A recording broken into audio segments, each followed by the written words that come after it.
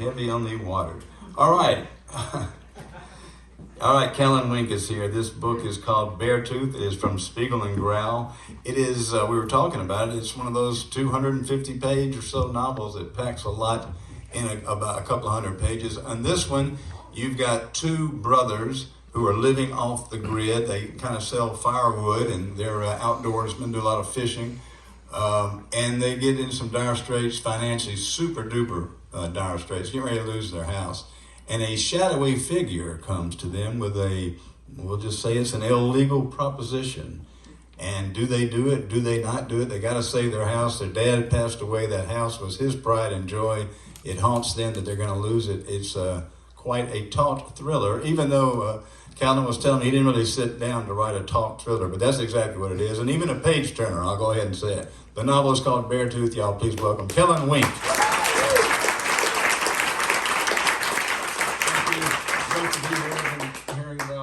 Square Books in Oxford for many years, and it's an honor to be here. So Man, thanks for coming out. Yeah. Thank you. This is your second novel.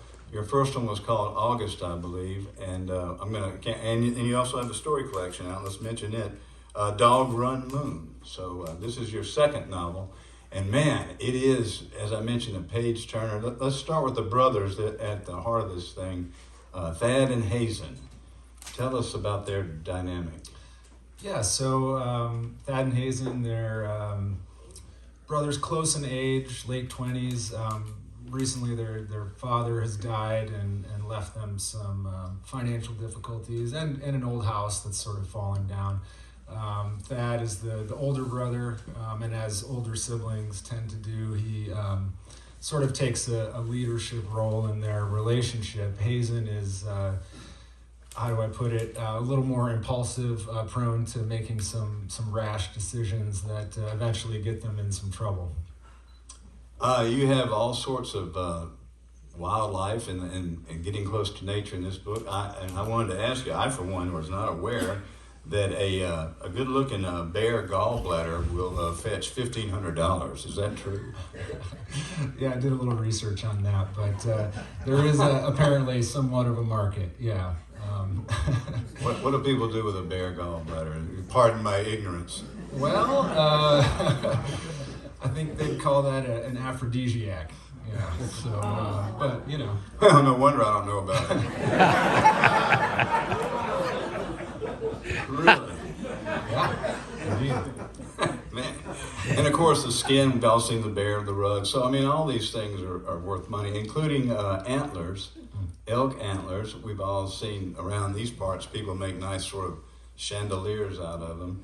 And the same thing is true in your novel. They're sort of a highly sought prize, these antlers. And of course, the elk shed them themselves, right? So, yeah, it's a thing. I mean, it's kind of a popular pastime where I live, to go out in the mountains and find them after the elk shed them. And yeah, you can make some money doing it. In the novel, unfortunately, the brothers are set to go do it in Yellowstone National Park, and that's highly illegal, as it turns out. But there's a lot of them there, funny enough. Yeah, just almost like fruit falling out of trees. Exactly. If you can get to them, they're kind of in the back. Right.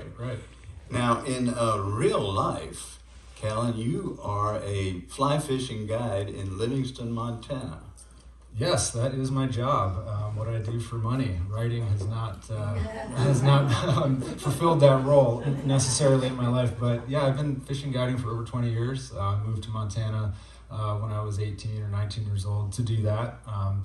And I still love it. I would much rather be rowing the boat down the Yellowstone than staring at my computer writing, to tell you the truth. So. Wow, how refreshing is that? Here we are in a bookstore. Well, I hate writing. But you really have the season thing worked out. You guide during the summer, and then in the winter, and boy, they have winters in Livingston. That's when you do your writing. So yeah, it's true. Sounds perfect. It has been a good setup for me. It helps me to. I feel like when the fishing season is over, I'm really ready to write, and then when the writing season's over, I'm ready to fish. So it kind of keeps both of them fresh for me. It sounds too good to be true. And then I mentioned to Callan that so many people, even the Faulkner quote about Mississippi, why do they live there? Why do they live at all? And I was going to ask you the same thing about these winters in Montana, and then you told me your new hobby. What is it? Yeah, so I mean, I've done a lot of winters. I grew up in Michigan, which has a pretty bad winter, actually worse than Montana, I would say. The sun never comes out. But yeah, the last, 12 or so years, I have been leaving in the winter a lot. I go surfing, so surfing is what I'd rather be doing, yeah. That is absolutely brilliant. Yeah. You got this thing worked out, my man. All right, now this shady stranger in the book, and man, what a character, who comes to them with this elk antler proposition, is known as the Scot. And we're not giving too much away, but tell us a little bit about the Scot. One thing I love, he's 7 feet tall and he wears kilts in Montana. Yeah, so the Scot, growing up, my dad played the bagpipes, which I've realized as I grew older, that's not super normal, in fact. But so bagpipes were a part of my childhood, and I still have kind of an affinity for them. The Scot is not based on my father. My dad's a great guy, but I always thought it would be kind of sort of funny to have a villain character who is toting around bagpipes. Yeah. No, it makes perfect sense. Because it makes really no sense. Perfect. So you've got the dad passed away, left his brothers the house. The Scot comes with this crazy, really illegal idea that the older brother, Thad, of course, is no way. We're not, he's thinking of his dad. Dad would say that you don't do that. In the meantime, their crazy hippie mother shows up, who has been estranged from the family. Sacagawea. Tell us about her. Yeah, so like you said, she, for reasons of her own, was sort of absent for most of the boy's life. And her sudden reappearance definitely makes Thad, the older brother, uncomfortable, and it's sort of a sticking point in his relationship with his brother Hazen, who's more accepting of his mother. Thad is definitely filled with resentment. So over the course of the novel, his attitudes towards his mother, it kind of reveals a lot about his change as a character over the course of the novel. So this book really is, at the heart of it, is about family. All the characters are family. It's a family story. Yeah, I would agree. I mean, it's if it is a thriller, it's probably the most low-key thriller in the world. But at its heart, it is concerned with family, I would say. And so the mother comes back, and she creates her own sort of tension. This thing is, you could never do this in so-called real life. Well, I don't want to say what they do and how they do it, but I saw an interview with you. They asked you, could you do it? And you're a guy who's on the water a lot. I mean, whether you could do it by like the legal standpoint of getting in a lot of trouble or not, but the physical act of doing it, I think, could be done. But part of my writing this, I mean, since I love the Yellowstone River and the Yellowstone is a big part of this book, there's this section that I've fished quite a bit, just walking and things like that, but you can't float. And it's always sort of been this like forbidden fruit in my mind that I wish I could float this. So if I can't do it in real life, I thought it'd be fun to kind of explore it in a novel. Well, you do such a great job of the sibling sort of rivalry between the two brothers. I kind of thought, Callan's probably got a brother. It turns out, of course, you've got two sisters. Yeah. I definitely always wanted a brother. And growing up, I had two good friends. They lived really close to me, and I would spend a lot of time over there, ride over there on my bike and play basketball and things like that. And pretty regularly within, a half an hour of a basketball game, those two brothers would be fist fighting in the lawn. And, I always wanted that myself. Give me some of that. Yeah. And I also saw somewhere where you grew up in the household with no television. I did, and it honestly is one of the best things my parents ever did for me. We would go to the local library, and I was just a voracious reader. My whole family was, I think that's probably where the writing came from. Just so much reading over the years. Yeah, it was a great childhood. And very quickly, I went back to the guiding in Livingston. So many of us here got to know the great Jim Harrison. He would come through on all his book tours. He loved Oxford. You guided him a couple of times. Do you have a quick Harrison story?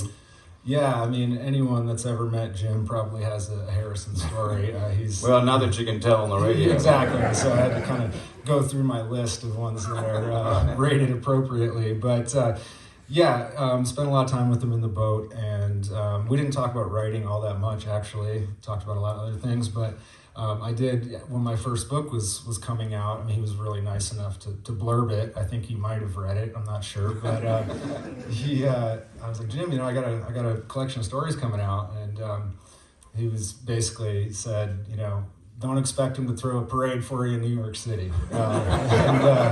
That was true. Yeah, you've been a great guy. Yeah. All right, we do want to hear a little bit of this. I'm stepping on your time. Again, this is called Beartooth. It is a page turner, but yet it takes its time. Somehow it pulls off both. It's such a great trick. These characters will stay with you, and it's a rollicking kind of a yarn as well. Great story, great plot. We're going to hear a little bit of it now. Callan Wink, y'all.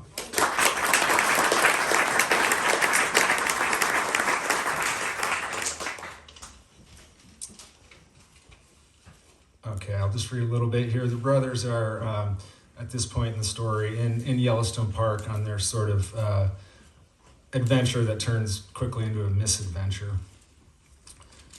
On its way through the meadow, the creek was mellow and slow-moving, shinned knee-deep in most places, only a few gravel bars that they'd have to drag the rafts over. Thad had been worried about log jams, but the lack of trees made it a non-issue. It was still early afternoon when they reached the narrow gap where the creek poured down a small waterfall ledge and began its descent to the main river. Thad pointed at the waterfall. "That might be exciting," he said. Hazen didn't reply. He hadn't spoken to Thad since the fight. It might be a while before he did. They stood looking down the creek as far as they could, which wasn't very far, as the canyon made a sharp bend not too far downstream. The sound of the water was a loud, omnipresent force here, pulsing in an almost arterial manner, like the roar of blood in your ears when you're in an absolutely silent place. Thad thought, like somewhere deep in the granite, a mountain heart was pumping its icy flow. There was something about nature that was twice told.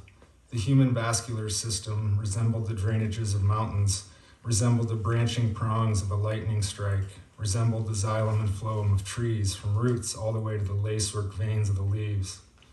It was something Thad had thought about but had never been able to pin down. In the fall, the red and gold and copper of the streamside alders and cottonwoods and willows were reflected in the spawning colors of the brown trout. It was almost enough to instill some sort of faith in a creator, some sort of a guiding hand, an artist with a limited palette. Things were so remarkably similar when it seemed like they should be more different. When stripped of hide and hair, a bare skeleton looked eerily like a human form. The colors of certain sunsets were the colors of fire devouring wood, the sparks sent up to the sky, perfect replicas of stars. Maybe it meant something, maybe it didn't. The human mind was a register of patterns. Whether or not those patterns existed outside the brain itself was another matter altogether.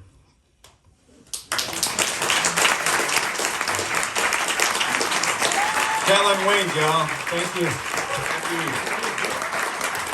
Great job. Beartooth is the name of the novel. Beartooth.